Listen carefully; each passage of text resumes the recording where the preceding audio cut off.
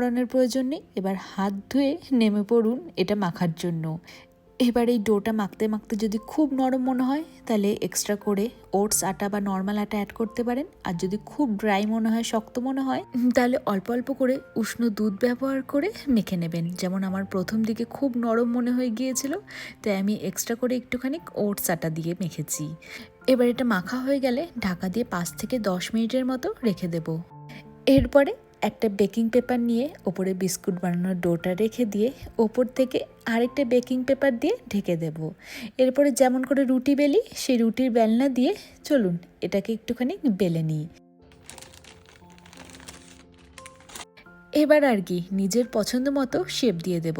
বাচ্চারা নানান শেপের খাবার খেতে পছন্দ করে, সেজন্য কুকি কাটার বা হাতের সাহায্যে বা আমি দেখুন বিস্কুট সাধারণত বেশিরভাগ সময় গোল বা রেক্ট্যাঙ্গেল শেপের হয়, তো আমিও ভাবলাম প্রথমটা একটুখানি লম্বা লম্বা এইভাবে কেটে নিয়ে বানিয়ে নিই। আর ওই যে সাইডের অংশগুলো আগে কেটে বাদ দিয়ে দিয়েছি, ওগুলো কুকি কাটারের সাহায্যে আলাদা আলাদা শেপ দেবো। এবার কাঁটা চামচের সাহায্যে এগুলোর মধ্যে এরকম করে ফুটো করে দেব, যাতে ভেতরটা ভালো মতো করে বেক হয়ে যায় এবং কাঁচা ভাব না থাকে। আর আজকে আমি বিস্কুটগুলো বানাবো হচ্ছে এয়ার ফ্রায়ারে। এই 2 দিন হলো এয়ার ফ্রায়ারটা আমি কিনেছি, আজকে আমি প্রথম ব্যবহার করছি।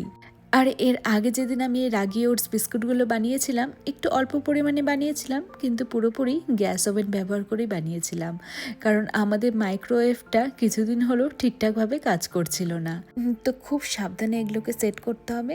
আর আজকে চলুন দেখি এয়ার ফ্রায়ারে এগুলো কেমন তৈরি হয়। তো ইনস্ট্রাকশানে দেখলাম 160 ডিগ্রি টেম্পারেচারে 15 মিনিটের জন্য বলেছিল, কিন্তু আমি প্রথমবার ব্যবহার করছিলাম বলে প্রথমে 10 মিনিট, তারপরে এক্সট্রা আরও 5 মিনিট সময় অ্যাড করে টোটাল 15 মিনিট লেগেছিল আমার এই বিস্কুটগুলো তৈরি করতে। এতক্ষণে মনে হয় বিস্কুটটা তৈরি হয়ে গিয়েছে।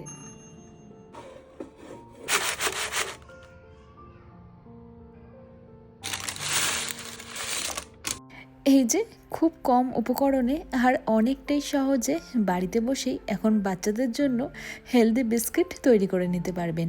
আর দোকানের বিস্কুট নিয়ে এসে খাওয়ানোর কোনো প্রয়োজন নেই। আমি তো বলবো শুধু বাচ্চারা কেন, বড়রাও এটা খেতে দারুণ পছন্দ করবে। তো কিছুটা লম্বা লম্বা বিস্কুট বানিয়েছি, আর বাকি যে ডোয়ের অংশটা রয়ে গিয়েছিল ওগুলো দেখুন কুকি কাটার দিয়ে ফুল, হার্ট এইসবের শেপ দিয়েছি। এগুলো কিন্তু দেখতে দারুণ লাগছে, তাই না?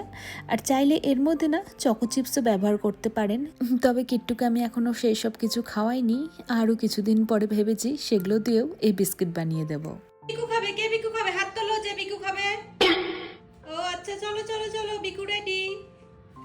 সোফায় বসে পড়ো। বিকু কে খাবে?